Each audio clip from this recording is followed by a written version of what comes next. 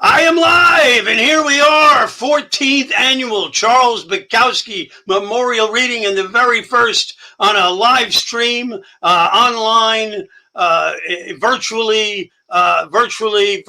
memorial reading, number one. But it is the 14th of our Three Rooms Press. We did the first 11 at Cornelia Street Cafe. They closed on January 1st, 2019. So that year we did La Poisson Rouge, and the very last live show we did was last year in February at La Poisson Rouge.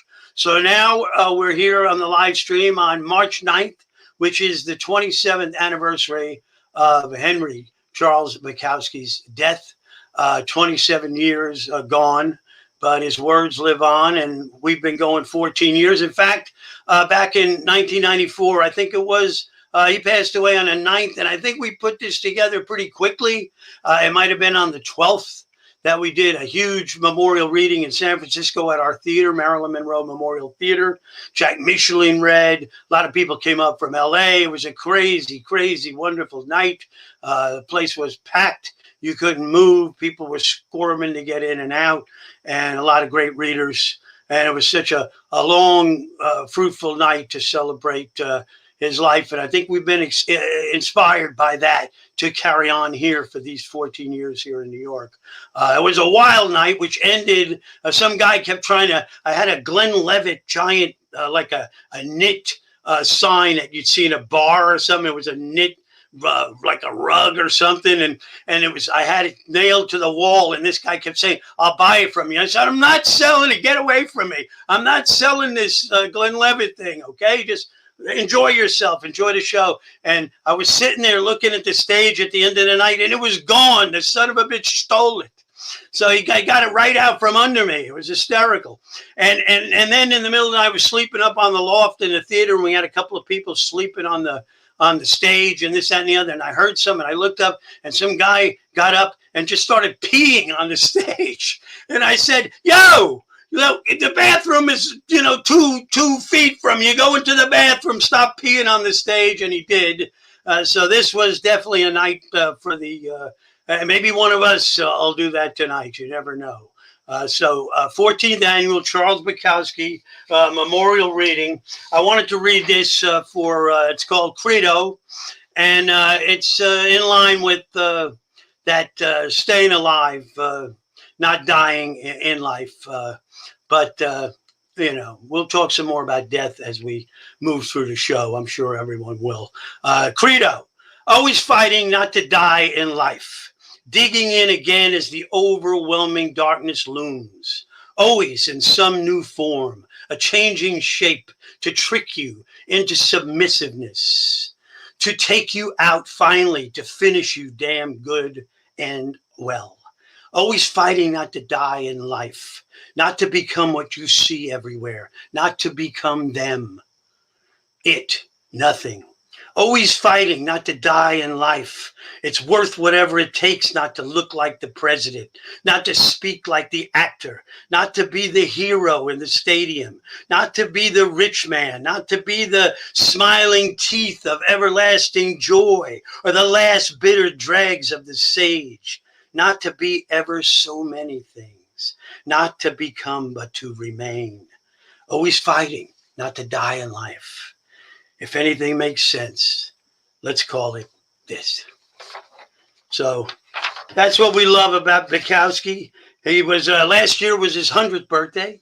He was born in 1920. He was actually born in Germany, but raised in LA, lived in LA most of his life, and thus became the poet laureate of American lowlife, representing LA at its worst and best. So let's start off the reading with our first reader, George Wallace. I believe George has been in maybe all of our, maybe you've been in all 14, George, eh? Yeah, I think every one of them. I think so, too. We started way back when in 2008, which wasn't that long ago, but you think it was Obama's first year. It seems like 16,000 years ago. It's like another Mesozoic era or something. Yeah. I remember the beginning of most of the shows, but not the end. Very good, very good. Drunk, so. Hey, welcome to the club. So we're gonna let you take it over. Bring some buck to the people out there, and I'll be back to get you afterwards. Great. I got 3 short poems from this book. This book is older than my children, burning in water, drowning in flame. I mean, this copy of it. 3 from this book. Hooray, say the roses. Hooray, say the roses. Today is Blame's Day, and we are red as blood. Hooray, say the roses. Today is Wednesday, and we bloom where soldiers fell, and lovers too, and the snake ate the word. Hooray, say the roses. Darkness comes all at once, like lights gone out. The sun leaves dark continents and rows of stone. Hooray, say the roses. Cannons and spires, birds, bees, bombers. Today is Friday. The hand holding a medal out the window. A moth going by half a mile an hour. Hooray, hooray, hooray, say the roses. We wave empires on our stems. The sun moves the mouth. Hooray, hooray, hooray. And that is why you like us.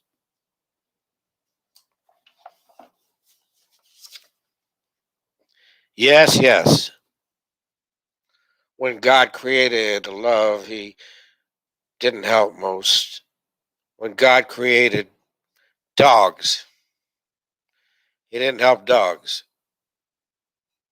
When God created plants, that was average. When God created hate, we had a standard utility. When God created me, he created me. When God created the monkey, he was asleep. When he created the giraffe, he was drunk. When he created narcotics, he was high. And when he created suicide, he was low. When he created you lying in bed, he knew what he was doing. He was drunk and he was high. And he created the mountains and the sea and the fire at the same time. He made some mistakes. But when he created you lying in bed, he came all over his blessed universe.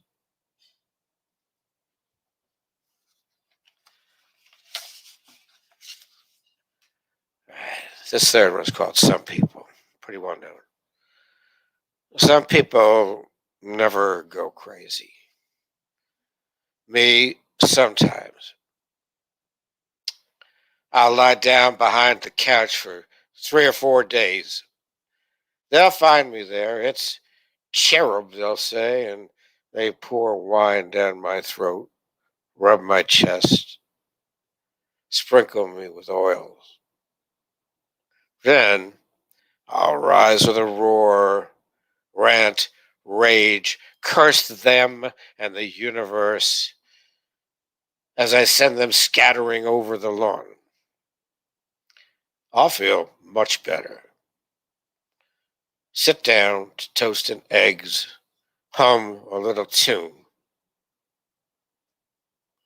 Suddenly become as lovable as a pink, overfed whale. Some people never go crazy. What truly horrible lives they must lead. Thank you all. All right, George, thanks so much. Let's make it 15 next year. I don't know if we'll stick with this. If we can go back live, we'll see.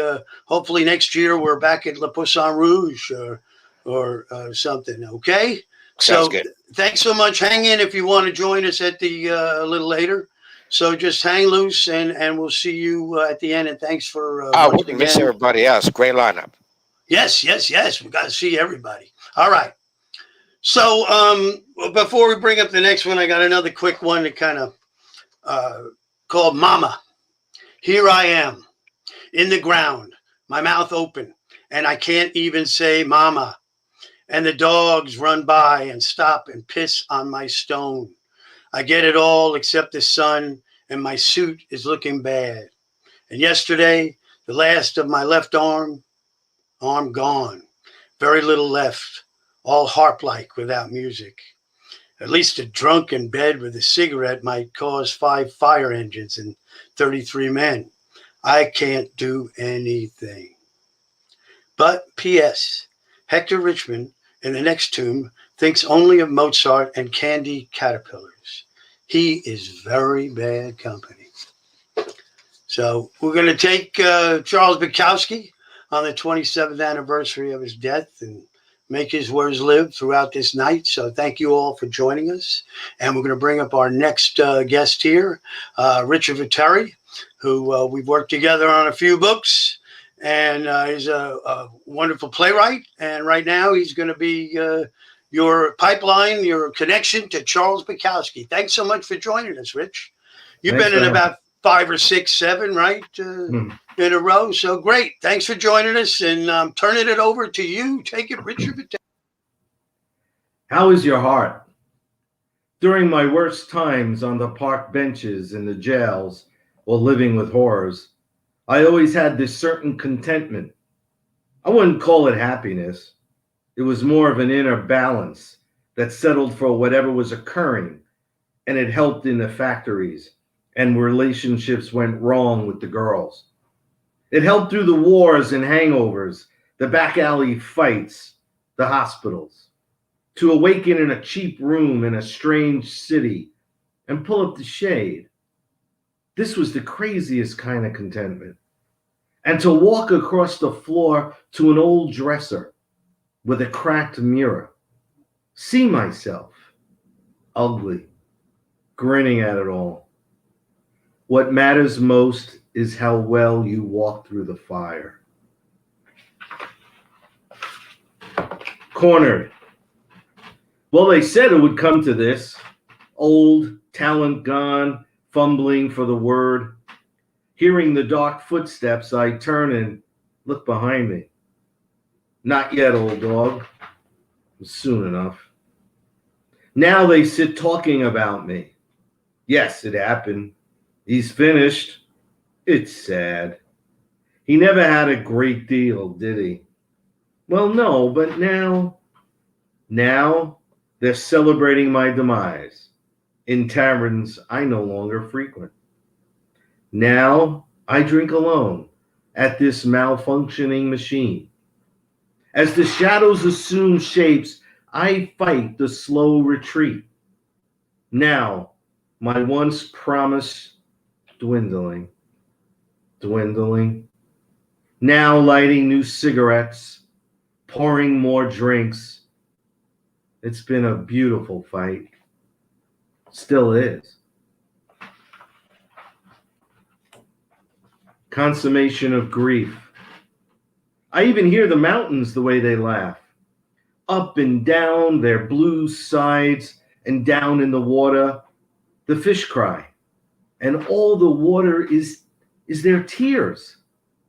I listen to the water one night, I drink away, and the sadness becomes so great. I bear it in my clock. It becomes knobs upon my dresser. It becomes paper on the floor. It becomes a shoehorn, a laundry ticket. It becomes cigarette smoke, climbing a chapel of dark vines. It matters little. Very little love is not bad, or very little life. What counts is waiting on walls. I was born for this. I was born to hustle roses down the avenues of the dead.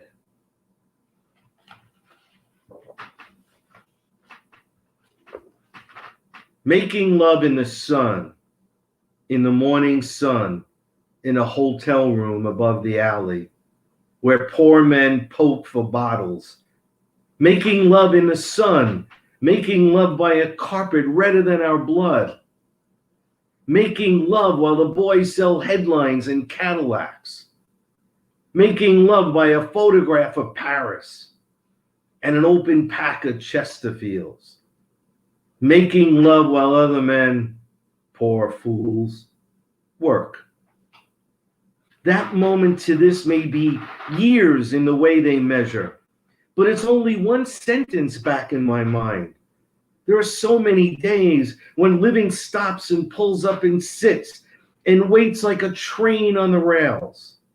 I pass the hotel at 8 and at 5. There are cats in the alleys and bottles and bums. And I look up at the window and think, I no longer know where you are. And I walk on and I wonder where the living goes when it stops. And the last poem, one of my favorite. So now, the words have come and gone. I sit ill. The phone rings. The cats sleep. Linda vacuums. I'm waiting to live, waiting to die. I wish I could ring in some bravery. It's a lousy fix. But the tree outside doesn't know. I watch him moving with the wind in the late afternoon sun. There's nothing to declare here, just a waiting. Each faces it alone. Oh, I was once young. Oh, I was once unbelievably young. Thank you. All right, Richard, thank you so much. Beautiful Bakowski pieces. His words continue to hold their meaning and find reverence in all walks of life. So thank you for joining us. Stick around. We'll bring you back up later for the after party. Okay, thank you. I was thinking, in fact, I was talking, we're discussing with our next guest, Puma, about, how during this pandemic, Charles Bukowski would have probably loved the fact that he didn't have to see anybody else, because that's what his, his true bigger than life, the thing he held on to was, I took this from some interviews. I strung a couple of these lines together. This is what he said. He said, as long as I'm away from the human race, I feel good. I mean, I write about the human race and they feed me and I feed them. But the farther away I am from them, the better I feel. I don't like their heads, their feet, their conversations. I don't like their hairdos. I don't like their automobiles. I don't like their dogs or their cats or their roses. The best thing in life is to get away from other people. There's no pain, no struggle. It's glorious. So that's what it's all about right there. And he's there now. He's in glory. People can't get at him now. And you think about that. But we're going to bring up our next Bakowski reader. She's been with us at least 10 years, Puma Pearl. So please welcome Puma. So good to have you once again. What has it been, 10, Thank maybe you. 11? Maybe 10 or 11. I don't know. Maybe you were here the first one. I don't even know. I might have been there.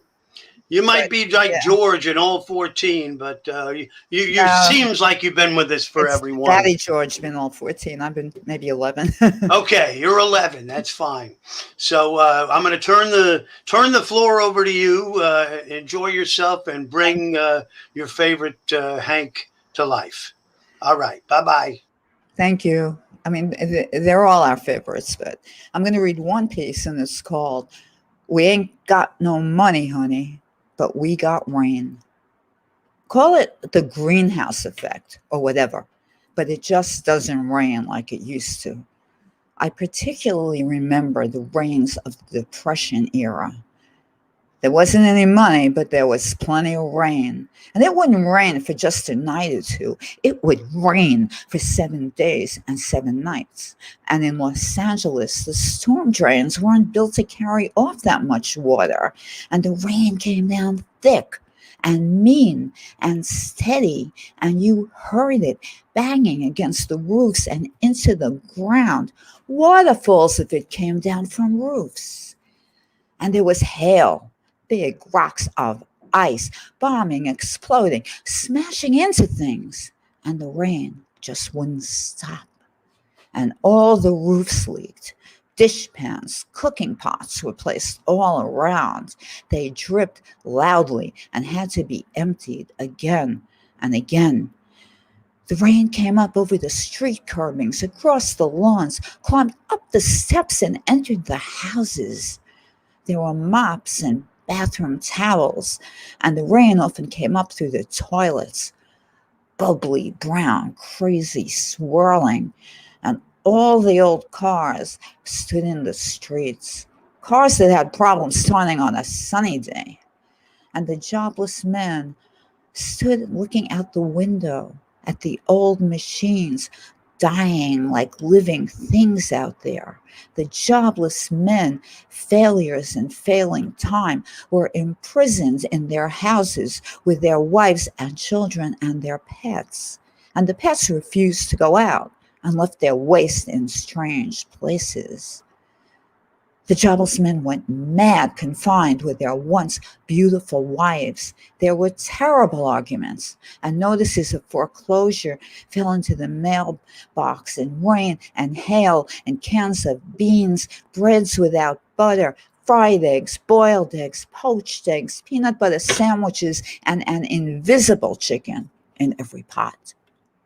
Now, my father, never a good man at best, beat my mother when it rained.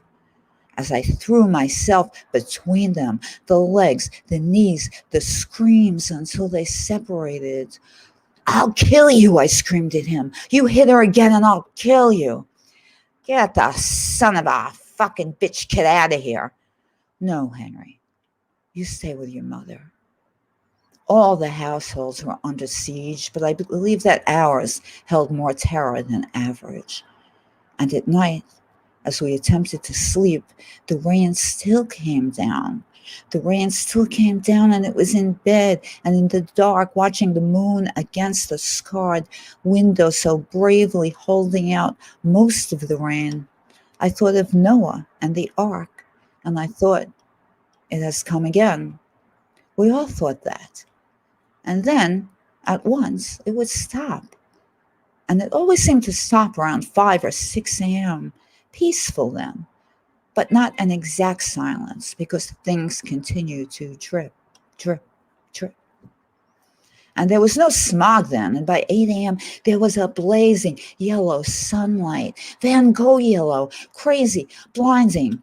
And then the roof drains, relieved of the rush of water, they began to expand in the warmth. Pang, pang, pang. And everybody got up and looked outside, and there were all the lawns still soaked, greener than green will ever be.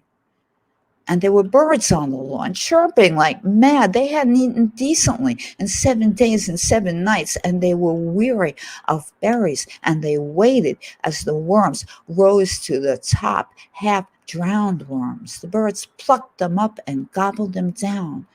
There were blackbirds and sparrows, and the blackbirds tried to drive the sparrows off, but the sparrows, maddened with hunger, smaller and quicker, got their due. The men stood on their porches, smoking cigarettes, now knowing they'd have to go out there to look for that job that probably wasn't there, to start that car that probably wouldn't start. and the once beautiful wives stood in their bathrooms, combing their hair, applying makeup, trying to put the world back together again, trying to forget that awful sadness that gripped them, wondering what they would fix for breakfast. And on the radio, we were told that school was now open, and soon there I was on my way to school. Massive puddles in the street, the sun like a new world, my parents back in that house. I arrived at my classroom on time. Mrs. Sorensen greeted us with, "We won't have our usual recess. The grounds are too wet." Most of the boys went. "But we are going to do something special at recess, and it will be fun." Well, we all wondered what would be fun, and the 2-hour wait seemed a long time as Mrs. Sorensen went about teaching her lessons. And I looked at the little girls. They looked so pretty and clean and alert. They sat still and straight, and their hair was beautiful in the California sunshine. The recess bells rang, and we all waited for the fun. Then Mrs. Sorensen told us, "Now, what we are going to do is we are going to tell each other what we did during the rainstorm. We're going to begin in the front row and go right around. Now, Michael, you're first." Well, we all began to tell our stories. Michael began, and it went on, and soon we realized we were all lying. Not exactly lying, but mostly lying. And some of the boys began to snicker, and some of the girls began to give them dirty licks. And Mrs. Sorensen said, "All right, I demand a modicum of silence here. I am interested in what you did during the rainstorm, even if you aren't." So we had to tell our stories, and they were stories. One girl said that when the rainbow first came, she saw God's face at the end of it, only she didn't say which end. One boy said he stuck his fishing pole out the window and caught a little fish and fed it to his cat. Almost everybody told a lie. The truth was just too awful and embarrassing to tell. Then the bell rang and recess was over. "Thank you," said Mrs. Sorensen. "That was very nice. And tomorrow the grounds will be dry and we will put them to use again." Most of the boys cheered, and the little girls sat very straight and still, looking so pretty and clean and alert, their hair beautiful in a sunshine that the world might never see again. And thank you.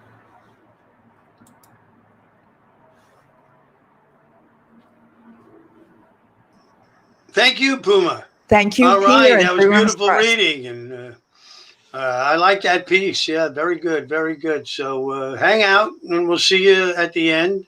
And I have one more piece, and then I'm going to take off, and Kat is going to take over for me after I introduce Michael Puzzo. She's going to come in and show a video of her own, and then we've got some videos of Mike Watt has sent to us. Plus, we've got S.A. Griffin and Jennifer Blowdryer and Kim Addonizio and Mike Daisey. I'll be back to introduce Mike. So I'm going to read this piece. That's a funny little piece. I thought, I was writing about common everyday occurrences that, could only happen or have the insight he could find from them. So this is called A Loser. It was on the train to Del Mar, and I had left my seat to go to the bar car. I had a couple of beers and came back and sat down. "Pardon me," said the lady next to me, "but you're sitting in my husband's seat." "Oh, yeah," I said, and I picked up my racing form and began reading it. The first race looked tough. Then the man was standing there. "Hey, buddy, you're in my seat." "I told him," said the lady, but he didn't pay any attention. "Hey," I told the man, "this is my seat." "It's bad enough he takes my seat," said the man, "but now he's reading my racing form." I looked at him. He was puffing his chest out. "Look at you," I said, "puffing your goddamn chest out." "You're in my seat, buddy," he told me. "Look," I said, "I've been in this seat since the train left the station. Ask anybody around here." "Oh, no, that's not right," said a man behind me. "He was in that seat when the train left the station." "Are you sure?" Sure, I'm sure. I got up and walked into the next train car. There was my seat by the window, and there was my racing form. I went back to the other train car where the man was reading his racing form. Hey, look, I started to say. Forget it, said the man. Just leave us alone, said his wife. I walked back to the other train car, sat down, and looked out the window, pretending to be vaguely interested in the landscape, glad that the people in my car didn't know what the people in the other car knew. And now we're going to bring up Michael Puzzo. There he is. Hey, Michael, how are you? Hey. Wonderful playwright and Bakowski lover. You've been with us for about 4 or 5 years, huh? No, it's actually 9. Get out of here! 9 years. I love it. 2013. Why would I only think that long? So just because I'm so fresh, Yeah, you're fresh every time. It just you renew. It's like your skin renews. Yeah. So we're going to turn it over to you. Okay. And give you the words of Hank and lay it on the people, baby. I'm going by. Okay. The crunch. Too much, too little, or too late. Too fat, too thin, or too bad. Laughter or tears or immaculate unconcern. Haters, lovers, armies running through the streets of pain with waving wine bottles and bayoneting and fucking everyone. Or an old guy in a cheap, quiet room with a photograph of Marilyn Monroe. There is loneliness in this world so great that you can see it in the slow movement of a clock's hands. There is loneliness in this world so great that you can see it in the blinking neon in Vegas and Baltimore and Munich. People are tired, strafed by life, mutilated either by love or no love. We don't need new governments, new revolutions. We don't need new men, new women. We don't need new ways. We just need to care. People are not good to each other, one-on-one. People are just not good to each other. We are afraid. We think that hatred signifies strength, that punishment is love. What we need is less false education. What we need are fewer rules, fewer police, and more good teachers. We forget the terror of one person aching in a room, alone, unkissed, untouched, cut off, watering a plant alone with a telephone that would never ring anyway. People are not good to each other. People are not good to each other. People are not good to each other. And the beads swing, and the clouds obscure, and the dogs piss upon the rose bushes. The killer beheads the child like taking a bite out of an ice cream cone, while the ocean comes in and goes out, in and out, in the thrall of a senseless moon. And people are no good to each other. Hello, Willie Shoemaker. This is a new one. Hello, Willie Shoemaker. The Chinaman said, "Don't take the hardware," and gave me a steak I couldn't cut, except for the fat. There was an ant circling the coffee cup, and I left a dime tip, and I broke out a stick of cancer. And outside, I gave an old bum who looked about the way I felt. I gave him a quarter. And then I went up to see the old man, strong as steel girders, fit for bombers and blondes, up the green rotten steps that house the rats and past the secretaries, showing leg and doing nothing. The old man sat there, looking at me through 2 pairs of glasses and a vacation in Paris, and he said, "Kid, I hear you've been taking Mary Lou out." And I said, "Just to dinner, boss." And he said, "Just to dinner? You couldn't hold that broad's pants on with all the rivets on 5th Street. And please remember, you are a shipping clerk, and I am the boss here, and I pay these broads, and I pay you." "Yes, sir," I said.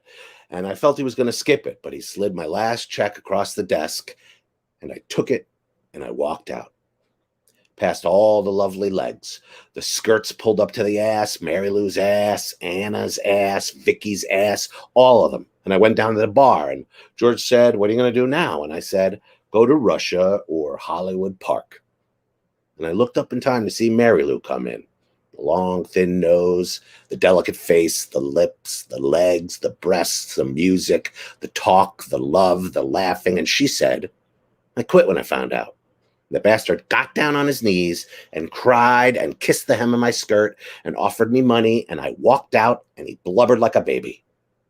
George, I said, another drink. And I put a quarter in the juke. And the sun came out. And I looked outside in time to see the old bum with my quarter and a little more luck that happened to turn into a happy bottle of wine. And a bird flew by, cheap, cheap, right there on East Side, downtown. And no kidding, the Chinaman came in for a quickie, claiming somebody had stolen a spoon and a coffee cup. And I leaned over and I bit Mary Lou on the ear. And the whole joint rocked with music and freedom. And I decided that Russia was way too far away. And Hollywood Park was just close enough. All right, one more. Ice cream people. The lady has me temporarily off the bottle, and now the pecker stands up better. However, things change overnight. Instead of listening to Shostakovich and Mozart through a smeared haze of smoke, the nights change. New complexities. We drive to Baskin-Robbins, 31 flavors, Rocky Road, bubblegum, apricot ice, strawberry cheesecake, chocolate mint. And we park outside and look at the ice cream people. Very healthy and satisfied people. Nary potential suicide in sight. They probably even vote. And I tell her, what if the boys saw me go in there? Suppose they find out I'm going in for a walnut peach sundae. Come on, chicken, she laughs. We go inside and stand with the ice cream people. None of them are cursing or threatening the clerks. They seem to have no hangovers or grievances. I am alarmed at the placid and calm wave that flows about. I feel like a leper in a beauty contest.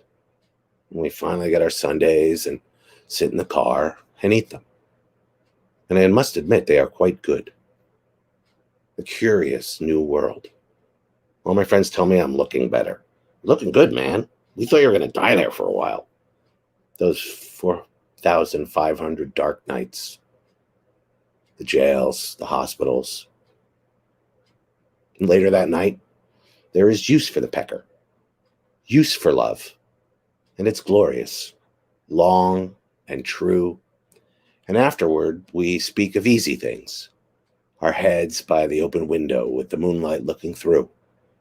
And we sleep in each other's arms. The ice cream people make me feel good. Inside and out. That's it. Woo! Thanks, everybody. All right, Michael Puzzo. Hey, how you doing? All Great, right, great. that Good was to see ya. fantastic. Oh man, okay, I'm so excited. We're gonna talk to you a little bit later, and I'm gonna talk now. I've got a special thing right now. That's a video that I made for Library Girl on Facebook. Which, if you don't follow him, do that. It's a great feed. S.A. Griffin who you'll hear from later, invited me to do it, and I love this video, so I'm going to show it to you. And then I'm going to read a poem, and then we're going to have Jennifer Blowdryer. So stay tuned.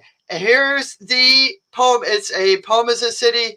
Get ready. 1, 2, 3, go. A poem is a city filled with streets and sewers, filled with saints, heroes, beggars, madmen, filled with banality and booze, filled with rain and thunder and periods of drought. A poem is a city at war. A poem is a city asking a clock why. A poem is a city burning. A poem is a city under guns. Its barbershops filled with cynical drunks. A poem is a city where God rides naked through the streets like Lady Godiva, where dogs bark at night and chase away the flag. A poem is a city of poets, most of them quite similar and envious and bitter. A poem is this city now. 50 miles from nowhere, 9:09 in the morning, the taste of liquor and cigarettes, no police, no lovers walking the streets, this poem, this city closing its doors, barricaded, almost empty, mournful without tears, aging without pity. The hard rock mountains, the ocean like a lavender flame, a moon destitute of greatness, a small music from broken windows. A poem is a city, a poem is a nation, a poem is the world. And now I stick this under glass for the mad editor's scrutiny, and night is elsewhere. And faint gray ladies stand in line, dog follows dog to estuary, the trumpets bring on gallows, as small men rant at things they cannot do.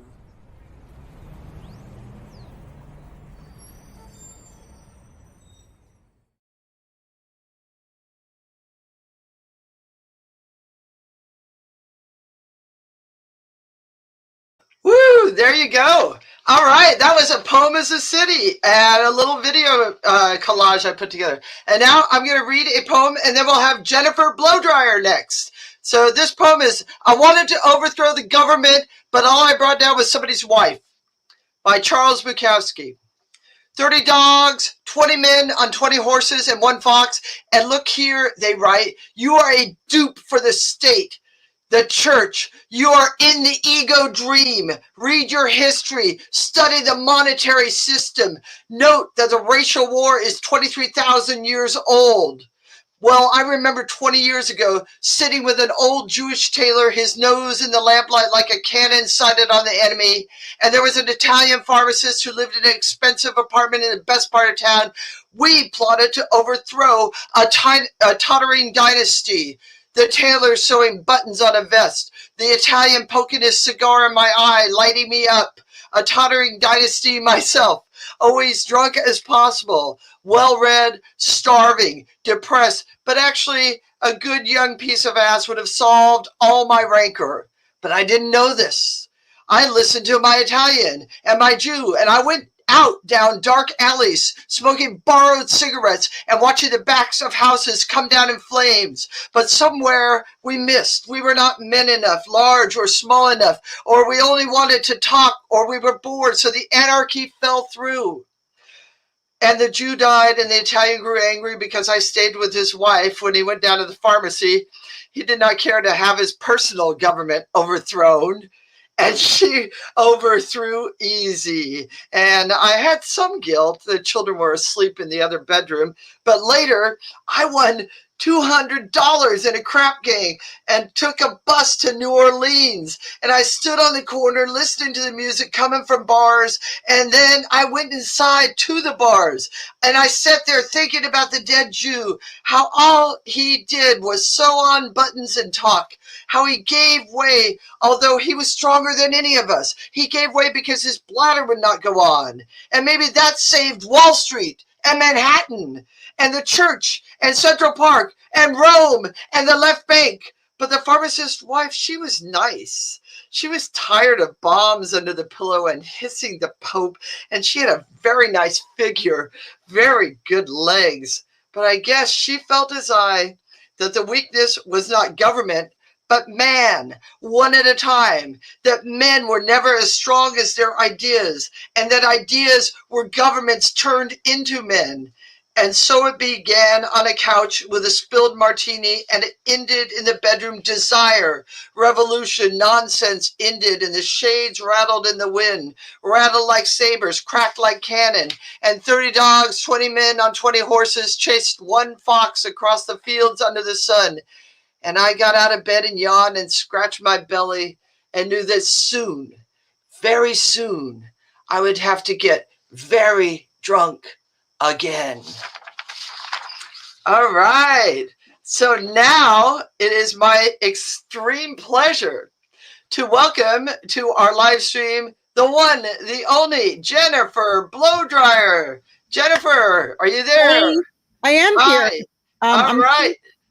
My Well, screen doesn't look so bright, but that's, no, it's a little dark, but maybe you can turn on some light. But maybe it'll be all right. All right. So I'll turn it over to you. All right, Okay, Jennifer cool. Blowdryer. Thank you. So, gosh, I think I'll read from Post Office. All right. Those fucking parakeets are driving me nuts. All right, tell Mama how the parakeets are driving you nuts. Well, it's like this, Mama. The things chatter all day. They never stop, and I keep waiting for them to say something, but they never say anything, and I can't sleep all day from listening to the idiots. All right, little baby, if they keep you awake, put them out. Put them out, Mama? Yes, put them out. All right, Mama. She gave me a kiss and then wriggled down the stairway on her way to her cop job. I got in bed and tried to sleep. How they chattered. Every muscle in my body ached. If I lay on this side, if I lay on that side, if I lay on my back, I arched. I found the easiest way was on my stomach, but that grew tiresome. It took a good 2 or 3 minutes to get from one position to another. I tossed and turned, cursing, screaming a little, and laughing a little too at the ridiculousness of it. On they chattered. They got to me.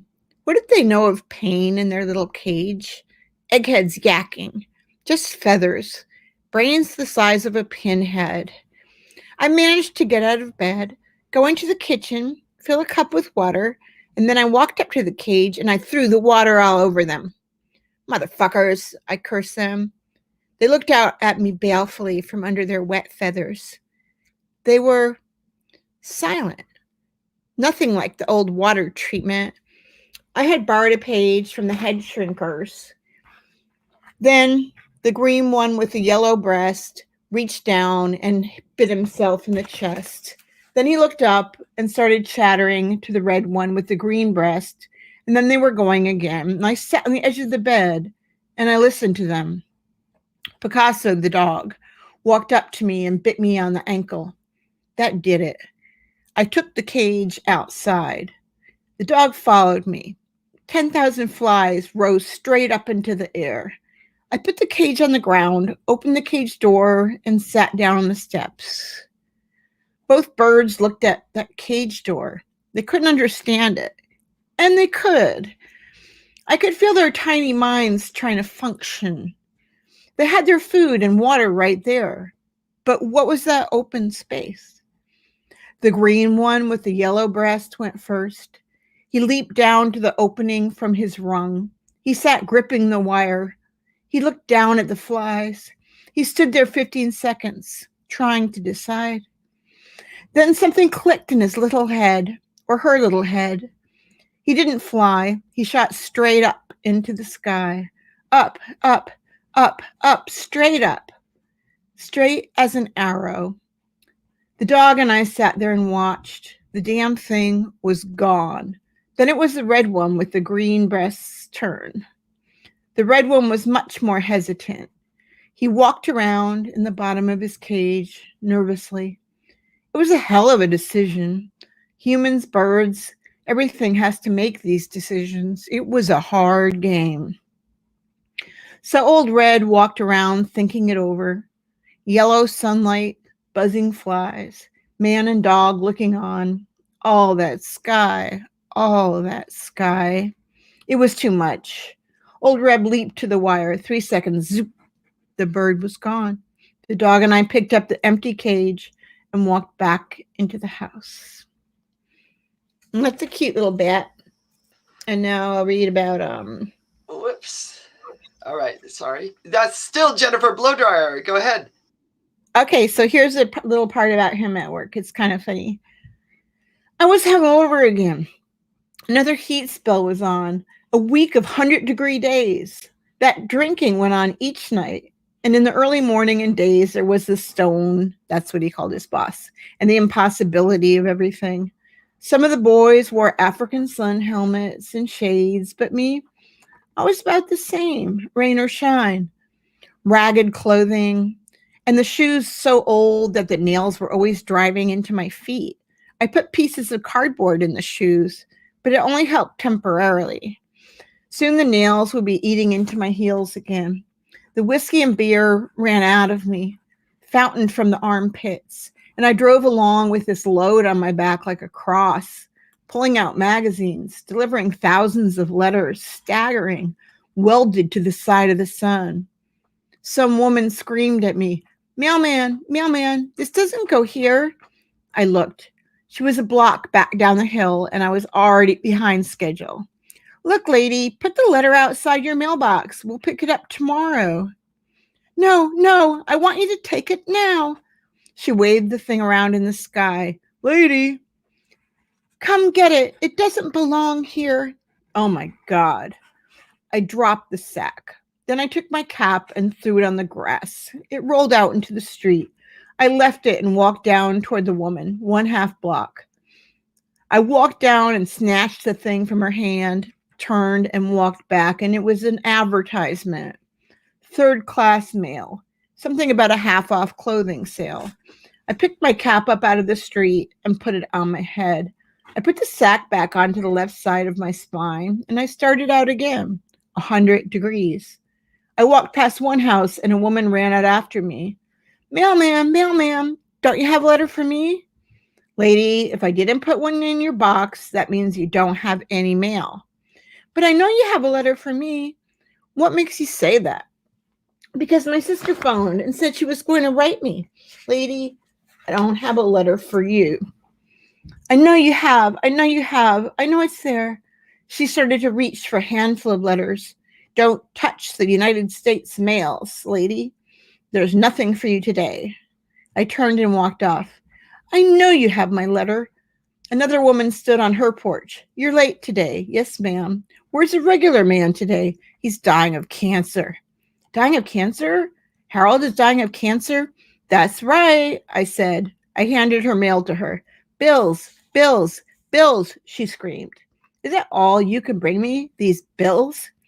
"Yes, ma'am. That's all I can bring you." I turned and walked on. It wasn't my fault that they used telephones and gas and light and bought all their things on credit. Yet when I brought them their bills, they screamed at me, as if I had asked them to have a phone installed or a $350 TV set sent over with no money down. The next stop was a small 2-story dwelling, fairly new, with 10 or 12 units. The lockbox was in the front, under a porch roof, at least a bit of shade. I put the key in the box and opened it. "Hello, Uncle Sam. How are you today?" He was loud. I hadn't expected that man's voice behind me. He had screamed at me, and being hungover, I was nervous. I jumped in shock. It was too much. I took the key out of the box and turned. All I could see was a screen door. Somebody was back in there, air-conditioned and invisible. "God damn you," I said. "You don't call me Uncle Sam. I'm not Uncle Sam." "Oh, you're one of those wise guys, eh? For 2 cents, I'd come out and whip your ass." I took my pouch and slammed it to the ground. Magazines and letters flew everywhere. I would have to reroute the whole swing. I took off my cap and smashed it to the cement. "Come out of here, you son of a bitch. Oh, God almighty, I beg you. Come out of here. Come out. Come out of there." I was ready to murder him. Nobody came out. There wasn't a sound. I looked at the screen door. Nothing. It was as if that apartment were empty. For a moment, I thought of going on in. Then I turned, got down on my knees, and began rerouting the letters and magazines. It's a job without a case. 20 minutes later, I had the mail up. I stuck some letters in the lockbox, dropped the magazines on the porch, locked the door, turned, looked at the screen door again. Still not a sound. I finished the route, walking along, thinking, well, he'll phone and tell Johnstone that I threatened him. When I get in, I better be ready for the worst. Thank you. All right, Jennifer Blowdryer. Those are some great parts of Post Office that you read. I love hearing it out loud. Great reading. Thank you so much. All right. So we'll be back next for the after party. You're probably wondering what's next. Well, I'm here to tell you that we have a very special, the first of two very special video presentations that were made just for this event by legendary bass player Mike Watt. So now, first, we're going to hear Mike Watt reads Charles Bukowski's A Not So Good Night in the San Pedro of the World. Here we go. It's unlikely that a decent poem is in me tonight. And I understand that this is strictly my problem and of no interest to you.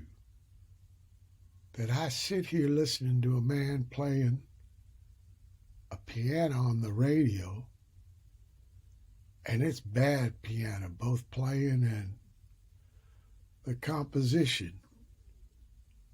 And again, this is of no interest to you, as one of my cats, a beautiful white with strange markings, sleeps in the bathroom. I have no idea of what would be of interest to you, but I doubt that you would be of interest to me, so don't get superior. In fact, come to think of it, you can kiss my ass. I continue to listen to the piano. This will not be a memorable night in my life or yours. Let us celebrate the stupidity of our endurance. All right, that was Mike Watt reading a special video created for this show. We're going to be back later with another Mike Watt video of reading Bukowski. First, we're going to have S.A. Griffin, followed by Kim Addonizio, and then we'll be also ending with Mike Daisey. So, who is here? Looky, it's S.A. Griffin. All right, S.A. is down in L.A., and we're so lucky to be able to do this kind of virtual event this time because it's the first time we've been able to have you on the show, S.A. And it's so virtual. Totally. All right, I'm going to turn it over to you. You've actually met Bukowski. Never met Bukowski. We knew Linda very well for a long time. Linda, but okay. I had many chances to meet Bukowski, but I didn't want to steal his time. All right. Well, take it away, S.A. All right. Thanks, Kat. Thanks, Peter. And everyone, man, you guys are fucking great. A lot of really great shit. So, I'm going to read a poem, and I'm going to read something from Pulp. And it was hard to pick a poem, man, and you guys have all nailed the best. For Jane, with all the love I had, which was not enough, I pick up the skirt. I pick up the sparkling beads in black, this thing that moved once around flesh, and I call God a liar. I say anything that moved like that or knew my name could never die in the common verity of dying. And I pick up her lovely dress, all her loveliness gone, and I speak to all the gods, Jewish gods, Christ gods, chips of blinking things, idols, pills, bread, fathoms, risks, knowledgeable surrender, rats in the gravy of two gone quite mad without a chance, hummingbird knowledge, hummingbird chance. I lean upon this. I lean on all of this, and I know her dress upon my arm, but they will not give her back to me. And then I'm going to read this other short poem, and then I'm going to read Pulp. To the whore who took my poems. Some say we should keep personal remorse from the poem, stay abstract. And there is some reason in this, but Jesus, 12 poems gone, and I don't keep carbons, and you have my paintings too, my best ones. It's stifling. Are you trying to crush me out like the rest of them? Why didn't you take my money? They usually do, from the sleeping drunken pants sick in the corner. Next time, take my left arm or a 50, but not my poems. I'm not Shakespeare, but sometimes, simply, there won't be any more, abstract or otherwise. There'll always be money and whores and drunkards down to the last bomb. But, as God said, crossing his legs, I see where I have made plenty of poets, but not so very much poetry. And this, dedicated to bad writing, and I remember when I read this book, I thought, wow, what's the deal with this book? What's the deal with this book besides it's dedicated to all of his friends and his wife and whoever, supposedly written as he was dying. And then you get to the last chapter and you understand. Chapter 51. You have no idea how fast 25 days can go when you don't want them to. I was sitting in my office when the door pushed open. It was Johnny Temple. He had 2 new apes with him. Acme executioners, he said. We've come to collect. I don't have it, Johnny. You don't have the $600? I don't have $60. Johnny sighed. Well, we're going to have to make an example of you. Like what? You going to rough me up for a lousy $600? Not rough you up, Belaine, but take you out. All the way. I don't believe you. Don't matter what you believed, said one of the apes. Yeah, don't matter, said the other ape. Now, wait a minute, Johnny. You say you're going to take me out for $600 on a $4,000 loan? A loan I was suckered into and never saw? And you never delivered the Red Sparrow. How about the guys who owe you big money? Why don't you take them out? Why me? Well, Blaine, it's like this. We take you out for owing a pittance. The word gets out around town. And it really puts the fear into those who owe us big, because they figure if we can do this to you over almost nothing, well, then they are gonna know what the hell is going to happen to them. Get it? Yeah, I said, I get it. But we're talking about my life here, you know? It's like it doesn't matter, you know? It doesn't, said Johnny. We're running a business. Business has never been concerned with anything but profits. I can't believe this is happening, I said, sliding the desk drawer open. Hold it, said one of the apes, stepping forward and poking a Luger in my ear. I'll take that piece. He slid my .32 out of there. You move fast for a fat fuck, I told him. Yeah, he smiled. All right, Belaine, said Johnny Temple. We're all going for a little ride. But it's broad daylight. All the better to see you with. Come on, get up. I got up from behind the desk and the 2 apes squeezed me between them. Temple walked behind us. We left the office and walked down to the elevator. I reached out and pressed the button myself. Thanks, punk, said Johnny. It came up. The doors opened. Empty. They shoved me on. Down we went. Empty feeling. First floor. Lobby. We walked out on the streets. It was crowded. People walking everywhere. I thought, I'll scream out, hey, these guys are going to kill me. But I was afraid if I did that, they'd do it then. I walked along with them. It was a beautiful day. Then we were at their car. The 2 apes got in the back with me in the middle. Johnny Temple took the wheel up front. He pulled out into traffic. This whole thing is a bad, senseless dream, I said. It ain't no dream, Belaine, said Johnny Temple. Where are you taking me? Griffith Park, Belaine. We're going to have a little picnic. A little picnic on one of those isolated trails. Secluded. Private.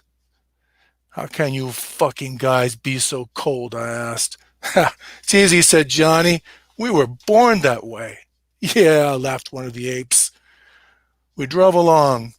I still couldn't believe it was happening. Maybe it wouldn't happen. Maybe at the last moment they'd tell me it was all a joke, just trying to teach me a lesson, something like that. Then we were there. Johnny parked the car. All right, get 'em out, boys. We're going for a little walk.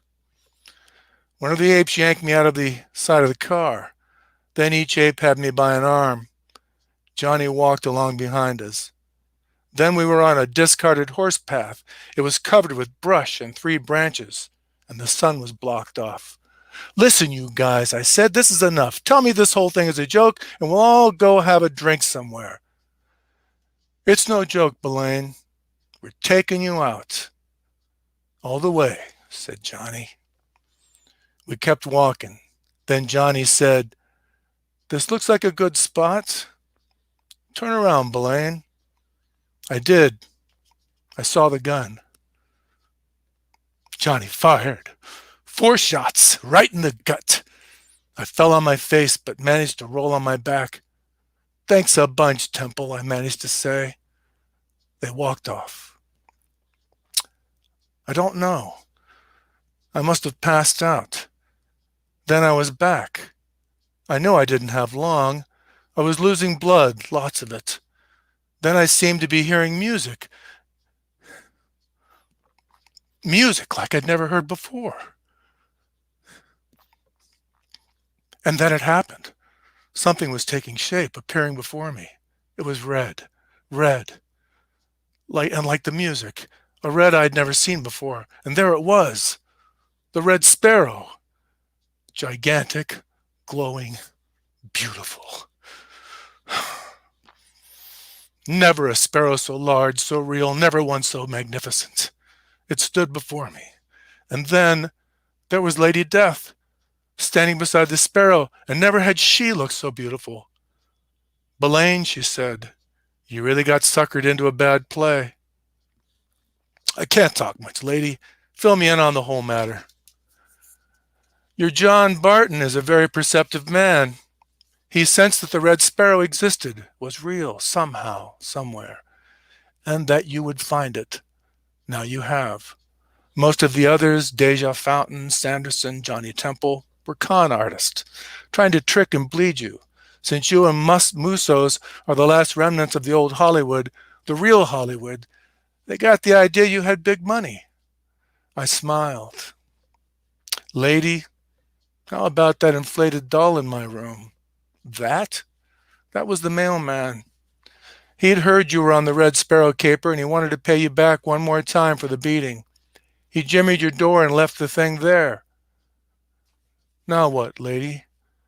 I'm leaving you with the Red Sparrow. You're in good hands. Goodbye, Belaine. It's been fun. Yeah. And there I was with that gigantic glowing bird. It stood there.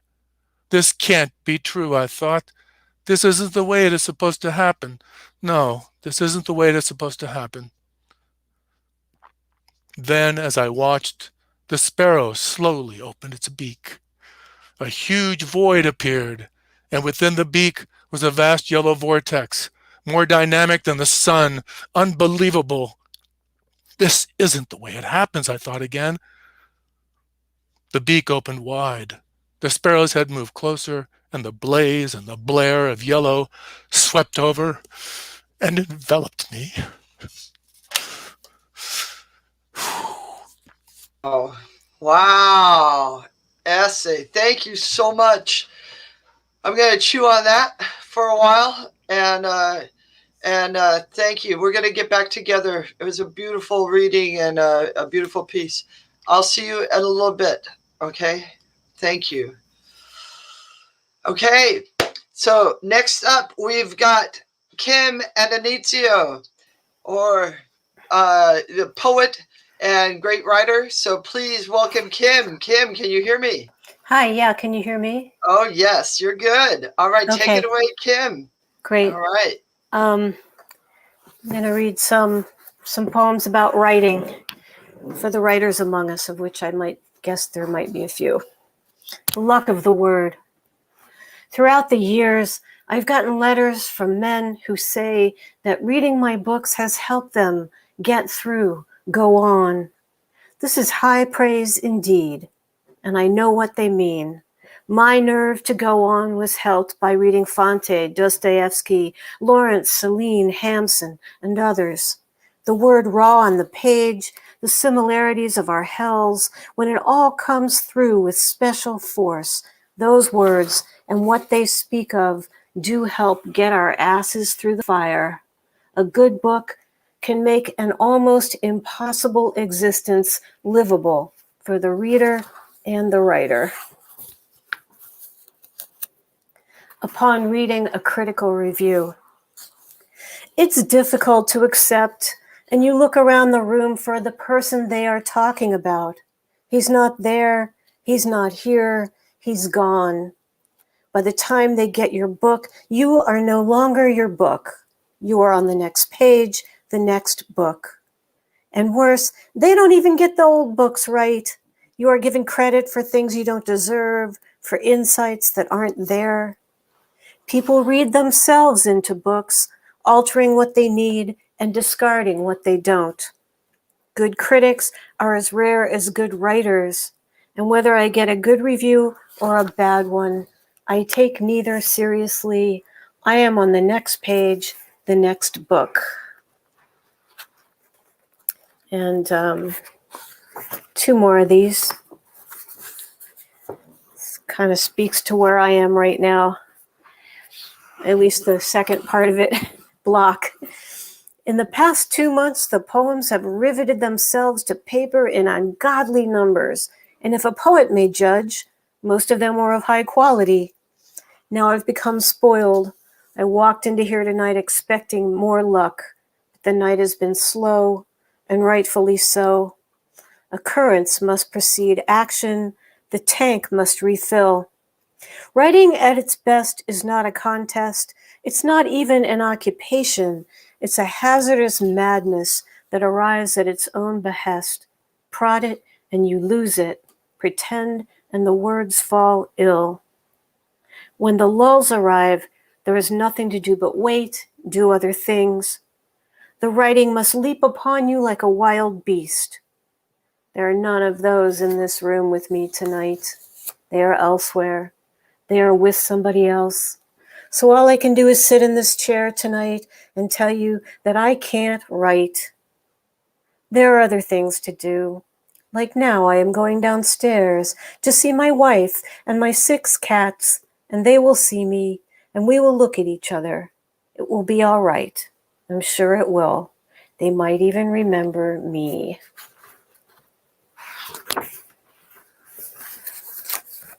This is a challenge to the dark. Shot in the eye, shot in the brain, shot in the ass, shot like a flower in the dance. Amazing how death wins hands down. Amazing how much credence is given to idiot forms of life. Amazing how laughter has been drowned out. Amazing how viciousness is such a constant. I must soon declare my own war on their war. I must hold to my last piece of ground. I must protect the small space I have made that has allowed me life. My life, not their death. My death, not their death. This place, this time, now. I vow to the sun that I will laugh the good laugh once again in the perfect place of me forever. Their death, not my life. Thanks. Thanks, Charles. Wow, Kim Addonizio, thank you for picking those things. I need that so much. So do I. So do I. All right. Okay, we'll have you back on in just a few minutes, and we'll see you then. Okay. All right. So all right. So we're wrapping up this show. We have just a couple more things. The first will be another short video prepared especially for this event tonight by Mike Watt, bass player Mike Watt. This is Mike Watt reading Charles Bukowski's The Japanese Wife. Take it away, Mike. Oh, Lord, he said, Japanese women Real women, they have not forgotten. Bowing and smiling, closing the moons men have made. But American women will kill you like they tear a lampshade. American women care less than a dime. They've gotten derailed. They're too nervous to make good. Always scowling, belly aching, disillusioned, overwrought. But oh Lord, say the Japanese women. There was this one. I came home and the door was locked. And when I broke in, she broke out the bread knife and chased me under the bed. And her sister came. And they kept me under the bed for 2 days. And when I came out at last, she didn't mention attorneys, just said, "You will never wrong me again." And I didn't, but she died on me. And dying, said, "You can wrong me now." And I did. But you know, I felt worse then than when she was living. There was no voice, no knife, nothing but little Japanese prints on the wall. All those tiny people sitting by red rivers with flying green birds. And I took them down and put them face down in a drawer with my shirts. And it was the first time I realized that she was dead, even though I buried her. And someday I'll take them out again. And the tan-faced little people sitting happily by their bridges and huts and mountains. But not right now. Not just yet.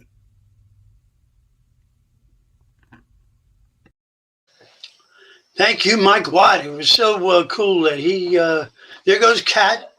Thank you for hosting, Kat. So cool that he was, that he sent in those 2 videos with those 2 fantastic readings of 2 Charles Bukowski poems. He's a Pedro boy himself. That's where the Charles Bukowski spent the last portion of his life. And so Pedro boy was happy to put in for Charles Bukowski. What a talented man Mike Watt is. He's here reading poetry for us.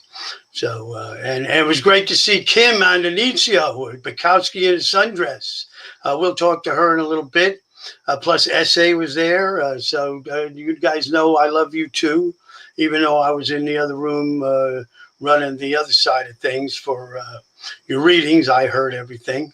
So we're going to bring up Mike Daisey here in a minute. I got a quick piece. We'll follow the same thinking of what I've been saying all night, and you know, this being his 27th anniversary of his death, 1994, May 9th, 1994, when he passed away. So this is called $100.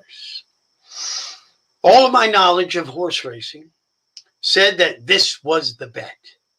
I bet 100 win. The horse had post 1 at 6 furlongs. The bell rang and they came out of the gate. My horse turned left, ran through the fence, fell down and died at 7-5. When I tell people this story, they don't say anything. Sometimes there's nothing to say about death. Yep, well, sometimes there is, and we're here all saying about 27 years ago, Charles Bukowski went on to not having to deal with people anymore. So you got to give him credit where credit is due in that perspective. And of course, don't try. But right now, let's bring up your favorite monologist and ours, monologist. What is it? How do you say it, Mike? Where are you? I always say monologist. Monologist, yeah. I feel like monologist rhymes with gynecologist, and I just don't think anybody's that excited about monologist. So I've just always gone with the other one. Okay, well, we'll go with that. Yours favorite and ours. Mike Daisey, take it away. You've been with us like off and on for like 7 years, right? Doing this? I think it's been close to 10 now. But Now, I've missed a 10 couple in years. there. About We're, that. that's all I'm right. I trying to- remember you got snowed in once, but That's true. you know, I did.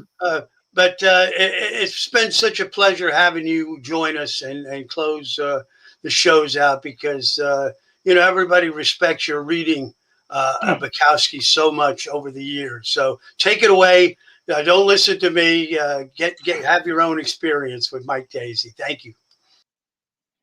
Wow, it's such a pleasure. I love doing this, and it's such an honor that you guys ask me, and I'm still so happy to have been asked. You know, like when they first asked me to do this, I'm just a little younger than some of the other people, and I was just so touched to be asked to be part of something I see as kind of an institution. I thought I'd start out. I'm going to read a couple poems. I thought I'd start out with two that I don't think are anybody's favorite Bakowski poems, but I thought in this weird year where we're not all meeting in a theater together, and I think that's always been sort of a huge part of the energy of being in first at Cornelia Street for so many years, and then of course at Le Poussin Rouge. A lot of the energy, you know, is being in that room. Like the reason the poems live is because of that. And this year, we're mediated by technology. And so I actually wanted to start with two short poems that are Bakowski poems about technology.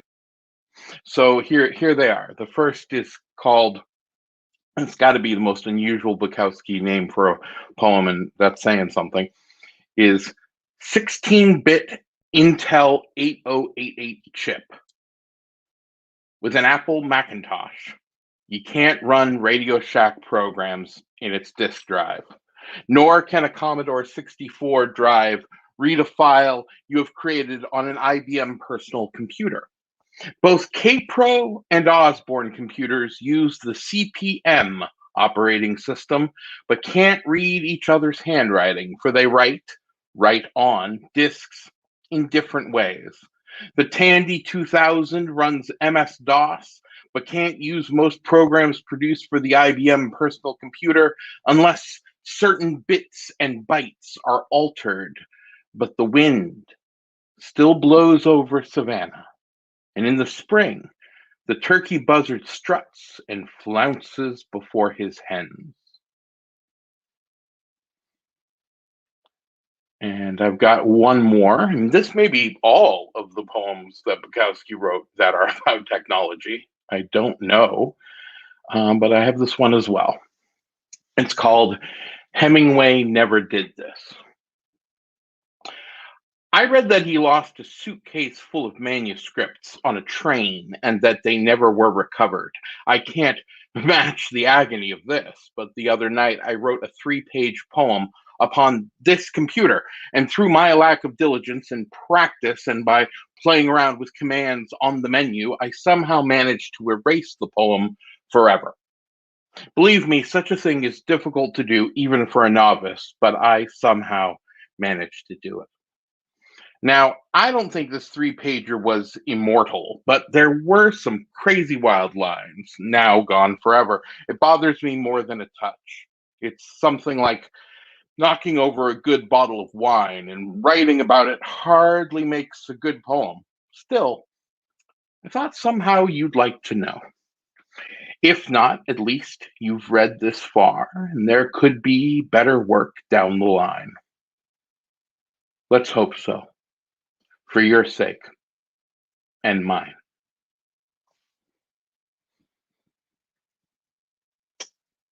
And it's been kind of a dark year. I don't know if you heard that. It was gossip that it's been a bit of a dark year.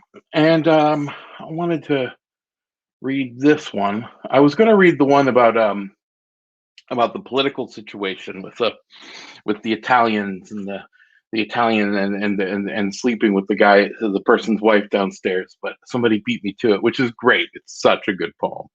But I think this was my alternate, and I think it works really well as well. It's called Relentless as the Tarantula. They're not going to let you sit at a front table at some cafe in Europe in the mid-afternoon sun. If you do, somebody's going to drive by and spray your guts with a submachine gun. They're not going to let you feel good for very long anywhere. The forces aren't going to let you sit around fucking off and relaxing. You've got to go their way. The unhappy, the bitter, and the vengeful need their fix, which is you or somebody, anybody, in agony, or better yet, dead, dropped into some hole. As long as there are humans about, there's never going to be any peace for any individual upon this earth or anywhere else they might escape to. All you can do is maybe grab 10 lucky minutes here, or maybe an hour there. Something is working toward you right now. And I mean you, and nobody but you.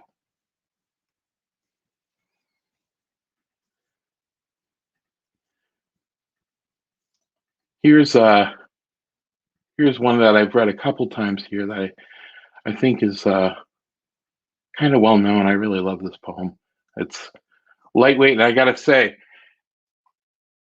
it's one of those ones where as I listen to it again and again, it means different things to me over the years. It seems like a simple joke, but then, I don't know, it's gotten deeper over time. This one's called A Radio with Guts. It was on the second floor of Coronado Street. I used to get drunk and throw the radio through the window while it was playing. And, of course, it would break the glass in the window and the radio would sit there on the roof, still playing. And I'd tell my woman, what a marvelous radio. And the next morning, I'd take the window off the hinges and carry it down the street to the glass man who would put in another pane. I kept throwing that radio through the window each time I got drunk, and it would sit there on the roof, still playing. A magic radio, a radio with guts. And each morning, I'd take the window back to the glass man. I don't remember how it ended exactly, though I do remember we finally moved out. There was a woman downstairs who worked in the garden in her bathing suit. She really dug with that trowel. She put her behind up in the air, and I used to sit in the window, watch the sun shine all over that thing while the music played.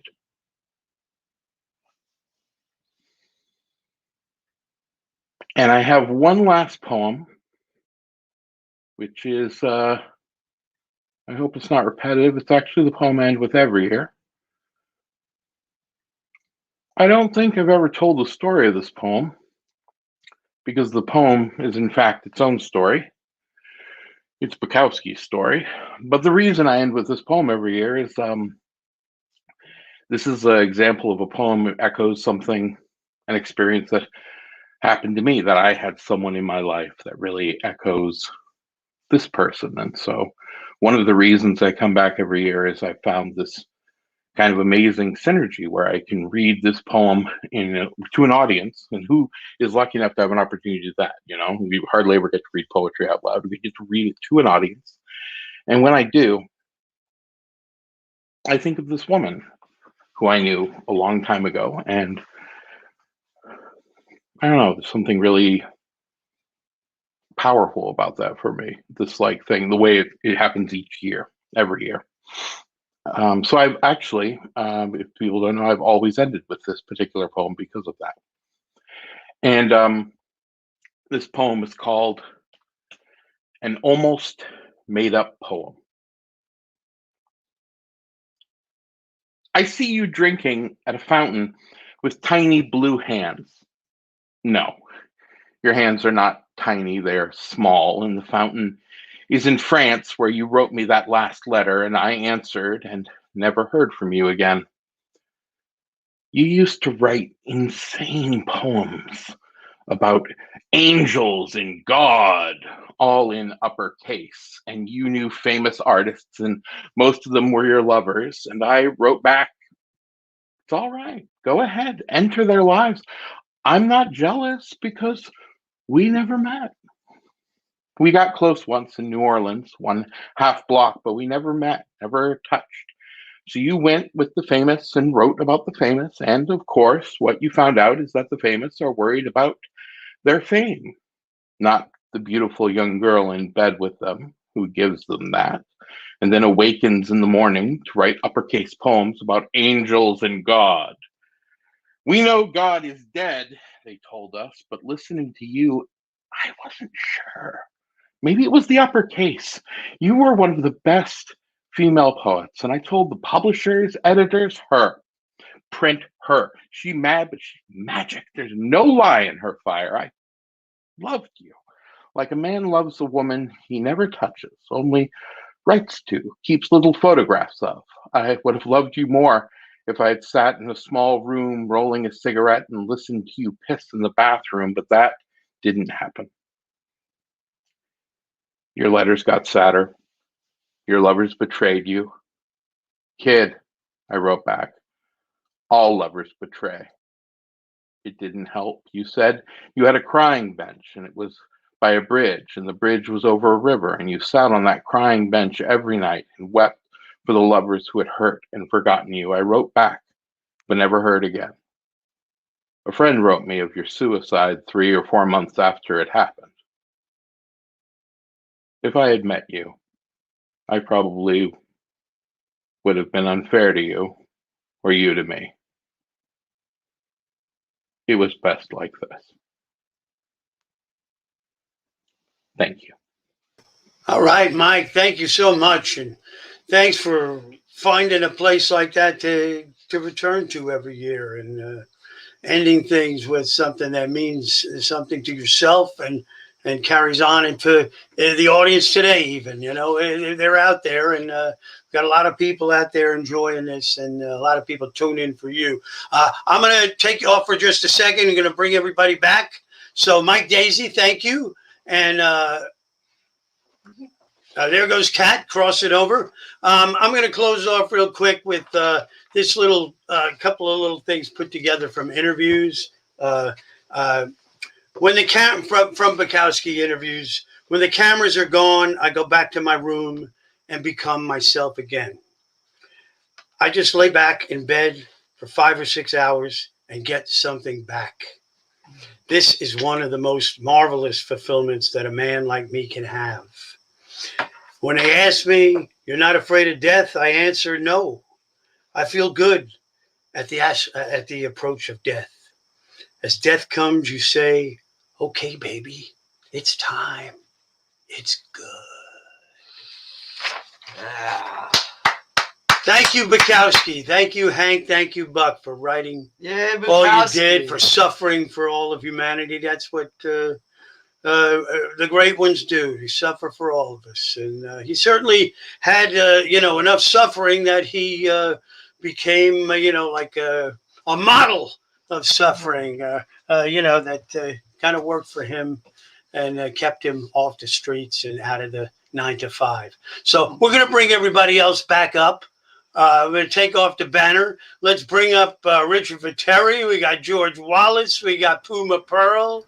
We got S.A. Griffin, Jennifer Blowdryer. Here's Mike. Here's the other Mike.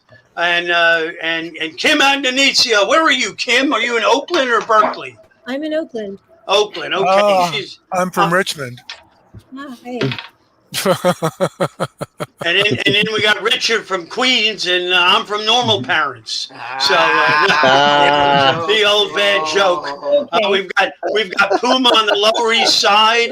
We've got Michael Puzzo in the East Village. Where are you, in the East Village too, Jennifer?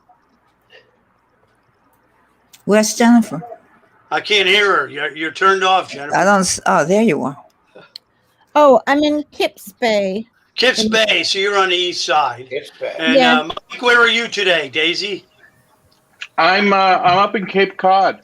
All right, very nice, very That's nice. Yeah, nice. I got a house for the off season. I go back and forth to New York from here. Okay. Wonderful. And then we got S.A. down in L.A., Bakowski land, and George, you're in Long Island. Rock and roll. All right. So most of us, we get together here in the city and do this show live. So we're lucky to be able to have S.A. and Kim with us this year. If we add everybody up, how many times we've done this show together, it's quite a substantial figure. So it's great. Thank you all for joining us. Okay.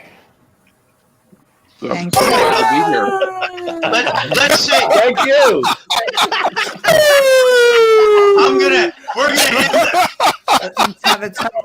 we're gonna end the live Cheers. broadcast. Cheers. Cheers. Cheers, everybody. Thank you all for joining us for the 14th annual. Right So, on. Thank you, man. Thank you.